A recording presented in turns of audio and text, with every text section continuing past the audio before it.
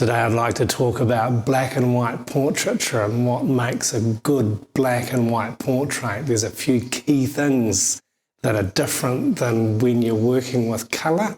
And stick with me till the end and I'll show you a black and white portrait and talk about it that illustrates some of these key points. Black and white portraiture can be so much more emotive and moody than using colour, and with digital cameras it's really easy to switch between colour and black and white. In the old days when I learned, it was all with film, so you had to have either a colour film or a black and white film in the camera, and converting from colour film to a black and white print never really seemed to work well at all. It was always best to have black and white in the camera. So you have to think in black and white. You have to think more in terms of what the tone values are without seeing the colour.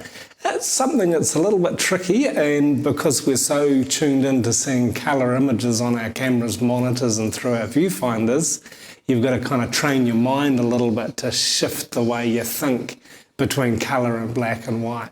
But as you practice it, as you start looking at a composition that you're setting up through your viewfinder or on your monitor in terms of tone, you'll start to really understand the differences in lighting and how the different colours that you're seeing will render in black and white. One cool thing that digital cameras can do is that you can actually switch your monitor or your viewfinder to be only showing you the black and white tones so that you can really preview it easily.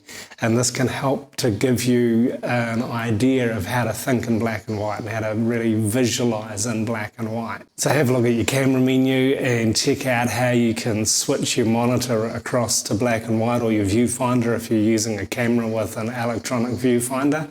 And this way you can really begin to pre-visualize using your monitor or your viewfinder in black and white.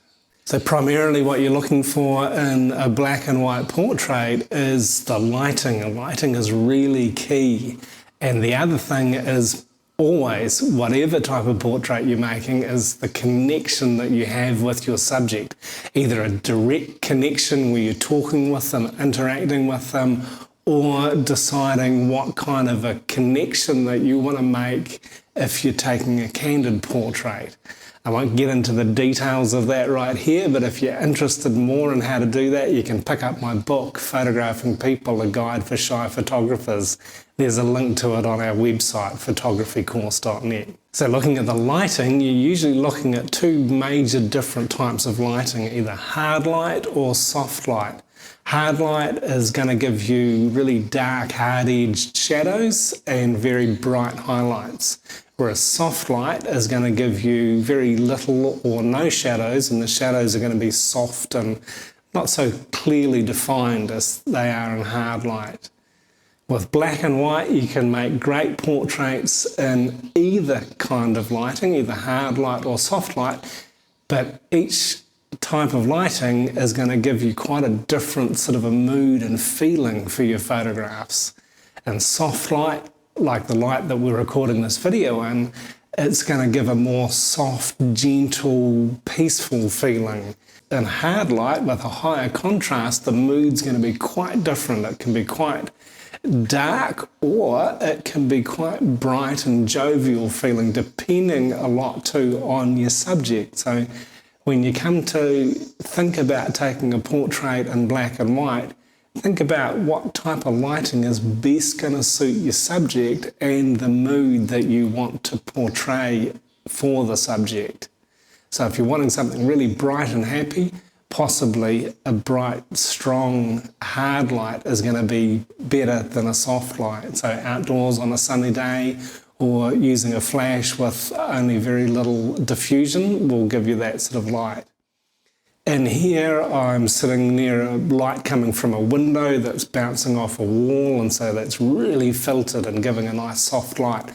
And behind me in the background, there's very little light, so the difference in exposure from my face in the background is rendering the background nice and dark. So thinking a lot also not only about the light on your subject, but thinking about the light on the background and how much of a difference that can make. Imagine if I had a very bright background behind me. The whole scene, the whole mood would be quite different. And so it is when you're taking a portrait. So consider these things. If you're working with natural light or if you're working with artificial light, there can be different challenges in how you set up your lighting. With natural light, you can use reflectors or even just a white sheet of paper to bounce light into the face of a subject. And when you put them against a shaded background, you're going to get quite a lot of difference often in the light value on the subject's face and the light value on the background. And this can create a really nice sort of moody portrait. Or if you want something a bit more vibrant and happy, put your subject against a light coloured background so there's not so much contrast. And this can be done either in soft light or hard light. It's up to what the circumstances are and how much control that you've got over your lighting and over your background. Personally, I really like working with this type of lighting, this nice soft lighting, and a dark background. It's just a style that I've enjoyed for many, many years. And so whenever I can, if I'm setting up a portrait, I'll often use a dark background if that's the mood that I want. Many years ago when I worked as a newspaper photographer, I started when we were only using black and white film, and I would be thinking all the time in black and white because that's what was required. Producing the right sort of photo for the newspaper was sometimes a bit of a challenge, and to get a portrait with nice soft light and a dark background was always a real pleasure. But because I was working as a news photographer, I wasn't carrying studio lighting equipment or backgrounds or anything like that, so I just had to work with what was available.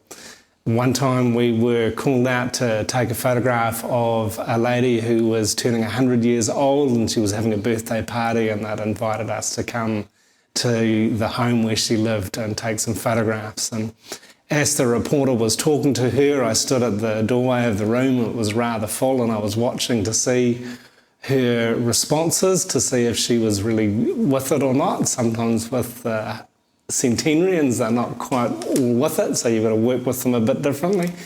And she seemed quite engaged with the conversation. What I hadn't realised that her two daughters were sitting either side, and they were actually doing all the talking, and Mum, who was turning 100, really wasn't that sharp anymore. But it didn't really matter because, as it turned out, they picked her up in her chair and took her to sit in the hallway of this big old house. And thankfully the hallway was quite wide, and she sat in a position where there was this nice soft light coming through the door. And outside she was watching a young man playing the bagpipes for her. She was Scottish and she loved the bagpipes, so this was a real special thing. I managed to squeeze in alongside her. She wasn't even aware that I was taking a picture. She was so concentrating on what she was doing, and the lighting was just beautiful. And with her attention wrapped into this young man who was playing the bagpipes, I was able to take this portrait of her. So for this portrait, the light was really beautiful and the situation was just right. She was so focused on the young guy playing the bagpipes, she didn't really notice that I was there at all. But the background wasn't so great. There was like quite a strong pattern on the wallpaper. So in the dark room, I darkened the background behind her and just helped her to stand out and really concentrate on her profile and the nice light coming on her face. And I think it's created a very beautiful birthday portrait celebrating her 100 years. So I hope you've picked up some good tips on black and white portraiture. If you have, please click that like button down below, and if you're not yet subscribed to the photographycourse.net YouTube channel, please click subscribe, hit that bell icon so you can stay up to date when we release new videos.